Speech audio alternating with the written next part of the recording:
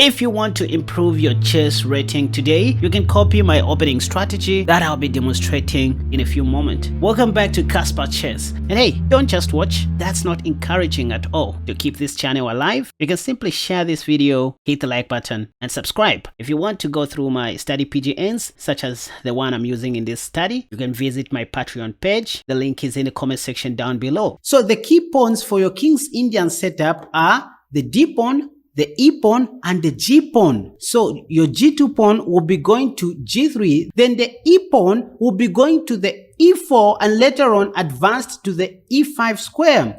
That will be its final destination. Then the D pawn will only be pushed one step forward to the D3 square. Then the C2 pawn will be going to the C3 square. That will be the perfect square for this pawn right here. G3 pawn push prepares to fianchetto the light squared bishop. It also covers the F4 square, supporting some F2, F4 ideas. So your focus should always be on the center. Avoid moves such as knight to F3 on move 1 because that is so predictable. Pawns first, controlling the D5 square and the F5 square. After black makes a random move, just play knight to F3. Remember, knight's second. This is better than pawn to D3 because it eyes the E5 square and the D4 square. So that's why developing the knight on move 2 makes sense. After some random move by black, just go pawn to D3, supporting this pawn on E4. In most cases, you are going to see black responding with a move pawn to D5. Do not be afraid of this pawn to D5 because you have knight to D2. And always keep this in mind. Pawn to D5 always goes with knight to D2. So the idea is that if D takes on E4, we are going to take with our pawn. So that was the whole purpose of bringing the B knight to the D2 square in order to support our pawn on E4 and not allowing the exchange of queens right away in the opening. Black doesn't necessarily have to take on E4. You will see black playing weird moves such as knight to F6. Then from here, just continue with your setup. Pawn to G3. This knight will always be supporting the E4 pawn. Black in this position may play E6, after which you should play bishop to G2, fianchettoing your bishop, bishop E7, castle shot, castle shot. You can now see the plan in practical terms. Here, as long as our knight is on D2, the bishop on C1 is not happy. That's why we should always remember to play the move rook E1, creating a square for the knight which is on D2. So for example, black may play C5 in this position. You can delay this move if you want and play pawn to E5 because the idea is that you're attacking the knight on F6 and it should go back. And so in this position, you can continue with your plan of putting your knight on F1. See how open the bishop now is? Knight C6 by black, pawn to H4, very important, taking away the G5 square, which black was dominating with his queen and bishop. Now here, let's say queen C7 by black. So it's high time you play bishop F4. And here you can see that now we are defending this E5 pawn with our 3 pieces. Remember what I told you previously, our dark squared bishop will most of the times be going to the F4 square. Knight to H2 is also on the plate. For example, after a random move, we play knight 1 to H2, B5 by black, queen D2, so our knights are able to see each other. The queen and the bishop are able to see each other. The 2 rooks are able to see each other. Rook B8 may be played by black, H5, H6, C3. The C2 pawn will most of the times be going to the C3 square, supporting the possible D4 pawn push. And our rook on A1 will oftentimes go to the C1 square. Here, let's say black plays D4 himself because he doesn't want us to play D4. That's the purpose of this C pawn, to trade it with the D pawn so that we can have this open file for the rook. So C takes on D4 is forced. Rook SC1. This rook is now happy where it is because it now has full control of the C file. Queen B6 may be played by black. And hold on right here. You remember this queen bishop battery that I spoke about? Yes, sometimes you can even sack on H6. Because if black takes, you're going to take with your queen, intending to checkmate black with moves such as knight to G4 or knight to G5. You also have rook E4, intending to put it on G4 with some nasty discoveries. If black tries pawn to f6, you have knight g5, which creates multiple threats. For example, we are intending to checkmate with our queen on h7, whilst attacking the knight on c6 with our bishop and the rook on c1.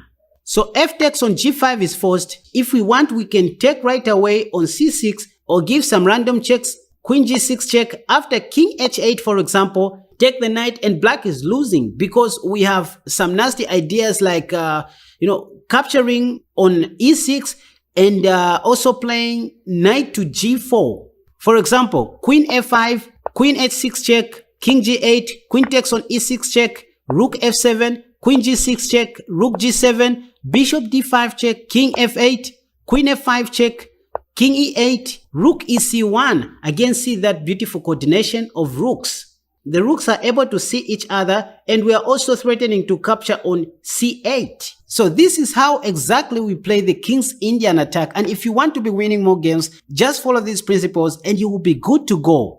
Just remember, pawns first, knights second, bishops third.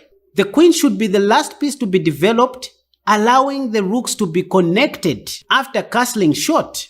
So in closing, allow me to quickly show you one game which was played by Bobby Fischer using the King's Indian attack. Maybe you can learn from him. So Bobby Fischer started with pawn to e4, a developing move. e6 was played by his opponent. d3 by Bobby Fischer, supporting the pawn on e4. d5 was played by his opponent. Again, his opponent is intending to capture the pawn on e4 so that he can exchange queens. But Fischer didn't like that idea. That's why he played knight d2. So that if black takes, he would take with the pawn and the queens won't exchange. So knight f6 was played by Fischer's opponent. Then Fischer played g3, which I recommend again. So you don't have to memorize the move order. You just have to memorize the structure, how the structure looks like, and ensure that there are no weaknesses from your side.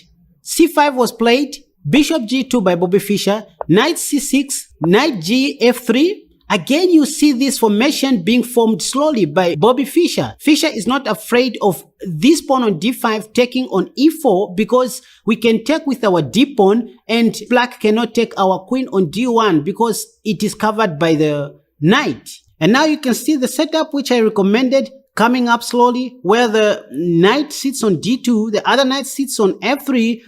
Fischer is also planning to castle short, and then very soon you will see him playing pawn to h4. Let's see how the game progressed. Bishop e7 by black, castle short, castle short. Then in this position, Fischer can do quite a number of things. He can go rook e1 if he wants, intending to put this d knight on f1, allowing the bishop to be free. And he can also play c3 if he wants, or h4 right away. But my man unleashed the move pawn to e5, attacking the knight on f6 right away because rook e1 anyways is coming. For example, black played knight d7, then rook e1, protecting this pawn twice since it is attacked twice by the knight on d7 and the knight on c6. b5 by black, knight f1 by Bobby Fischer. Again, you see this knight going to the f1 square, opening the way for the bishop. After b4, Fischer could have played bishop f4 right away, but he understood that he needed to attend to this square, and that's why he played pawn to h4. So you can now see the idea that I was talking about earlier on. f5 was played by black, then Fischer completes his development with bishop to f4. See how our pawns on the queen side are sitting very nicely, and we do not even have to worry about anything. This bishop on g2 is our killer. f4 was played by black. Then to stop this f4 pawn push, Fischer played pawn to a3. After b takes on a3, b takes on a3, black played knight f5, knight e3 by Fischer. So again, you now see that you have an option of putting this knight either on the e3 square or on h2. That's why we play knight f1 to have all these options. So knight e3 was played by Fischer anyways, bishop a6, and in most of these King's Indian setups, always remember this move. This bishop to a6 equals bishop to h3. Fischer liked playing this move all the time whenever he saw bishop to a6. d4 was played by black. Again, you see black attempting to push his d pawn because he's tired of waiting. Knight back to f1. Knight b6 was played. knight g5, knight d5, bishop d2. Remember, your bishop pair is very important. Bishops are more powerful than the knights. That's why you shouldn't allow your opponent to take your bishops very early in the game. Black takes the knight on g5, then bishop takes g5, queen d7, queen h5, rook fc8, knight d2 by Fischer, knight c3, and this is where I'm going to end. I just wanted you to have a taste on how the King's Indian attack is played at a professional level. So now you know how to play the King's Indian attack. So I do not expect you to be playing moves such as knight to f3, knight to h4. Forget about that. Do not play moves such as knight to c3. So that's how you play the King's Indian attack, to be precisely. Right, so this is all for today, and I hope you really learned something new from this study. And hey, remember to share this video, cause this was just meant for you guys. For more interesting videos, you can go to my YouTube channel and watch any of your favorites, and make sure to leave a comment. So until next time, bye bye.